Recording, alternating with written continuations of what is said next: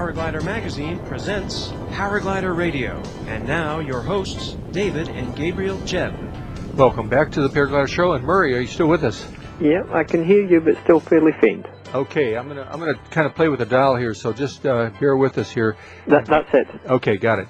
Okay, Perfect. good. Cool. Okay, very good. Okay, just to try and recap where I was, because I'm not doing a good job articulating this morning. We were assuming that the ambient air temp at whatever level you're standing at was 30 degrees, and that the trigger temperature was going to be 35 degrees. And I was saying that the thermal is going to go up, and as it's going up, theoretically, it should be cooling at the dry adiabatic lapse rate until it condenses to form a cloud, which we'll get into later. But that's going to be approximately 1 degree centigrade per 100 meters. Whereas the air mass as a whole that's not ascending but just cooling as you go up because of altitude density is only cooling at 0.65 degrees. No, it'll actually cool at the same rate. It's cooling not at the same rate as the thermal. Yes.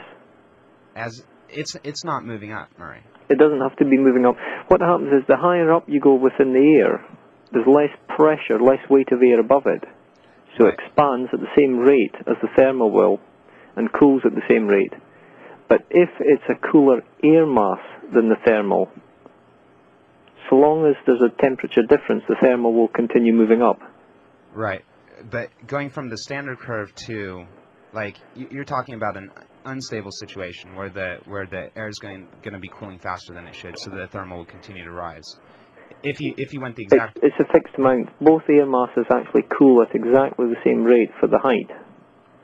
But one air mass was there with an original temperature. In other words, when you have a warm front moves in, right, as the warm front starts to reach you before it hits the ground, above the pilot's takeoff point, you have air that's warmer than it should be by the mathematical model. right, So the thermal would rise up until it reaches that warm front, and then it's blocked. right, Same as an inversion. right. But the actual air within any given mass, the amount it cools by is fixed. Right, right. That's what I'm saying. But the rate that the thermal's moving upwards at isn't going to be fixed, and the rate that the thermal's cooling at is not necessarily going to be fixed. The rate the thermal's cooled at is fixed. Not in relationship to the air mass, though, or is it? Yes. Okay, so This is straight mathematical. For every 1,000 feet, or for every 100 feet, it cools by a certain amount. But if the air that's moving through has been at a different temperature, it's going to have to cool faster. you've got the difference, so it keeps on going. But the actual is a mathematical. It can't cool faster or colder or quicker unless it's changing into moisture. I think we might be trying to explain sort of the same thing, because I'm saying like that the thermals. Yeah, you're right. It's not going to change at a different temperature, but it's going to have to ascend at a quicker rate so that it can maintain the same cooling rate as the air mass around it. Yeah. Okay, so let's talk about how that relates to a pilot going out and flying. Why is lapse rate going to be important? One of the things we have is on the pilot's checklist, which we actually have printed pilot's checklist. We have one page which has a grid on it, and from what in the UK we call the 214 forms, it actually gives a prediction for height and temperature. Right. Now, the grid which we use, just a sort of standard square grid paper, on the horizontal axis, the middle of the page is 0 degrees C. Going off to the right, you've got plus 15. Going off to the left, you've got minus 15. Now, obviously, it's different in California, where you're warmer. Right. On the vertical axis, it starts off at the bottom at ground level, and then halfway up the page, you've got flight level 5. And at the top of the page, you've got flight level 10-0. Again, for California, you're going to want a larger scale. But essentially, each square is in the horizontal 3 degrees C, and it's vertically 1,000 feet.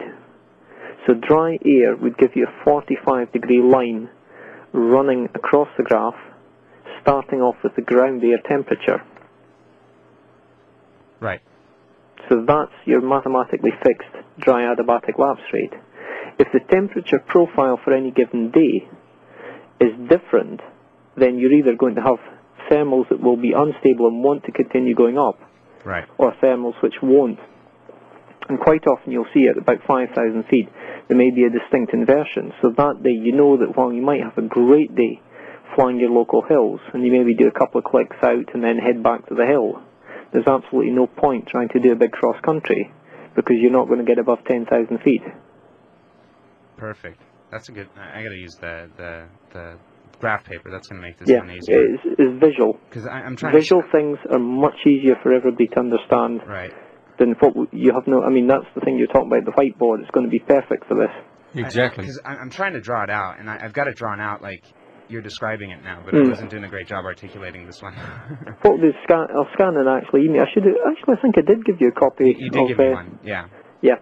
I mean, it's absolutely perfect for this because you just write down the 3 numbers for the 3 different spots which are around our flying area. So we've got northeast of us, northwest of us, and south of us, and we're in the middle of this triangle. And this is the figures that the Met Office issue, and they're pretty accurate. And we can work out for any given part of the day whether it's going to be cross-country day or not. Cool. And here in the U.S., you can look at the MEDARs. You can look at the we actually call them the SQT here, as well. And a lot of ours are a little bit differently, where they don't give you the altitude, but they give you the barometric pressure. So well, it does the same job. Right. It does the exact same job. It just looks a little bit different. Yeah. So, okay, going back to this, why is this important for cross-country flying? Because we can estimate what the thermal strength is going to be. First of all, we can estimate where the thermal is going to top off at, and as you said already, Murray, we can kind of predict whether we're going to have like a nice, smooth soaring day, or if we're going to have a big cross-country day, or if it's going to be an outrageous day. What would be some other things, Murray, that you would think would be important? Well, you've also got your cloud-based prediction, and there you're looking at your humidity versus the temperature. Okay, so let's talk about dew so point specifically humidity. Relative humidity. Okay. Relative humidity is a measure of... The easy way, again, to look at it is look at a kettle. Exactly the same amount of water is coming out right next to the spout as 6 inches away from the spout. But on a cold day when you've just come in to make a cup of tea, okay, you don't have cold days, but we do. Right, right. You can't see the steam as it comes out of the kettle. But you look an inch away from the spout and you can see the steam. Right. Now the reason is there's the same amount of water there. But an inch away, it's dropped enough in temperature that the air can no longer support that amount of water as a gas. So colder, it becomes a liquid. So colder air can hold less moisture. Colder air can hold less moisture. Okay. So if you have either more moisture or less temperature, it forms a cloud around minute dust particles. Right. And now that temperature is usually going to be given to us in something that we call the dew point. Correct. So based on what the dew point temperature is you can actually predict at what altitude the clouds will begin to start forming. Yeah. So if you have the standard international atmosphere of 15 degrees C at sea level, and your dew point, just for the ease of mathematics, is 3 degrees less than that, so it's at 12 degrees. So you have a temperature at ground of 15, you have a dew point at 12. Dry adiabatic lapse rate tells you that if it rises 1,000 feet, it will drop to 12, so your cloud base will be at 1,000 feet. Perfect, perfect.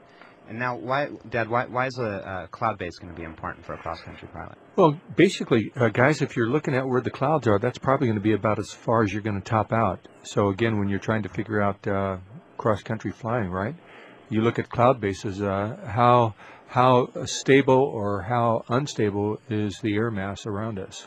Right, and you can't go into the cloud, obviously. Obviously, right. That's the point you were making, huh? The other thing that you can tell now, Murray, you've had the situation in Scotland where you've seen the cloud base dropping throughout the day, yes, or raising throughout the day. Our typical example of that is when we have sea breezes, because we're on the east coast, sea breeze will tend to bring in poor visibility. So quite often in the morning we'll start off flying a coastal site and may fly 5 different sites during the day, ending up 30 miles or 40 miles inland, with each of the sites as we leave them starting to cloud over. We drive another 10 miles and the sea breeze has moved that much further inland. The prevailing wind can be a westerly, but we're flying southeasterlies. Now the sea breeze would be a cooler air mass? Generally speaking, it's cooler. It's also picked up the moisture from the sea. Right. As it passes over the land, it's warmed up, but it also is rising. And it's normally against the main airflow. So again, you have a convergence. Right. where the convergence occurs, again, that's another way that you get clouds forming. Let's talk a little bit about convergence. What is convergence? The main convergence is where you have a predominant offshore breeze. Whatever part of the world that you're in, the variation, it doesn't really matter, but it's blowing from the land out to the sea. During the day, the land heats up.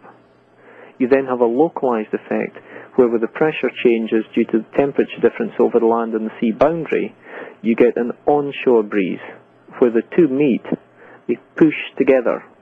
They push upwards, incidentally. And they push upwards. Which is a good part. And we also have convergence here in Southern California. We see it in the springtime. We see it in the coast.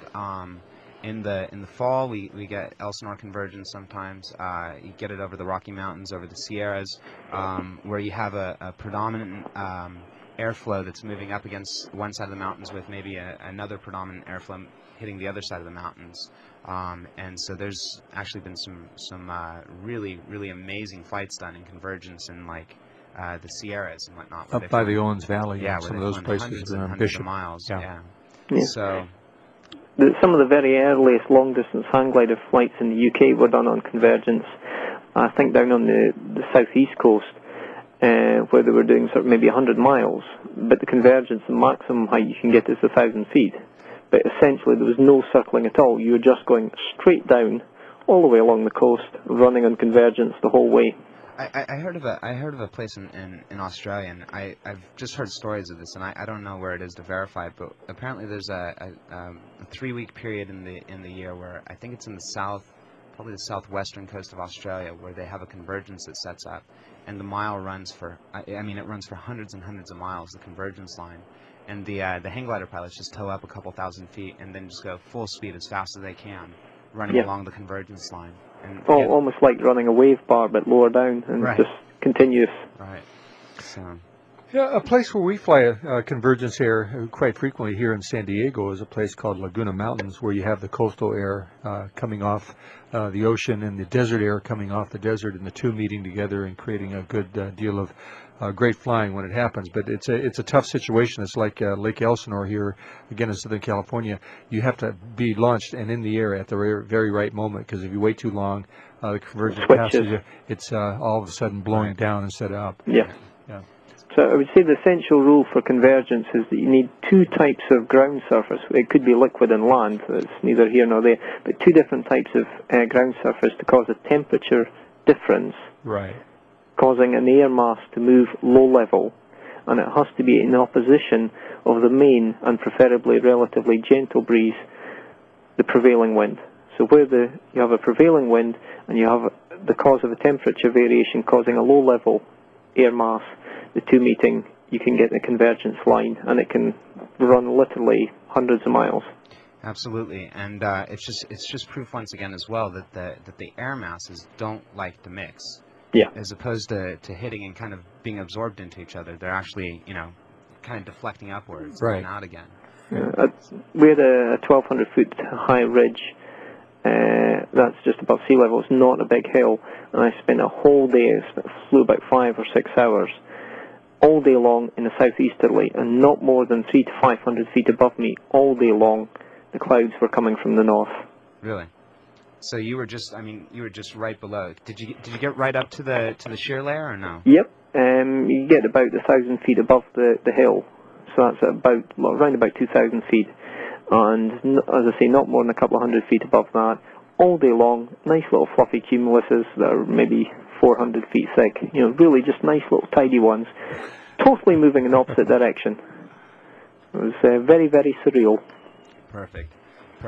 Then there's the other type of shear, where you have differing air masses, usually along the horizontal, that's not so nice and not so smooth, where you get a lot of friction in the boundary layer in between, and a lot of turbulent air. Yeah. The site at Arbroath where you were, there was one day there, and there's quite a lot of folks with kite buggies, and I'd been flying again, done a few hours, and I went in and landed. Everybody said, why have you landed? You don't land. Why have you landed? And you could see a roll cloud, probably not more than about 300-400 feet above the sea, probably about 10 miles long, and it was approaching us from the Dundee direction. For about 15 minutes it went past, still as a continuous roll of cloud, and a lot of turbulence, a lot of wind shear, a lot of backing and veering of the wind. Went past. 10 minutes later, the wind settled down about 40 degrees off. The direction had been perfect again, and the cloud was still moving north as a perfect sausage roll running right across the sky. Amazing. Okay, well that explains a lot about assessing and knowing what's going on in your environment around you. So let's hang on. We're going to be right back. This is the Paraglider Radio Talk Show on WSRadio.com, the worldwide leader in Internet talk. So hang on. We'll be right back after the break.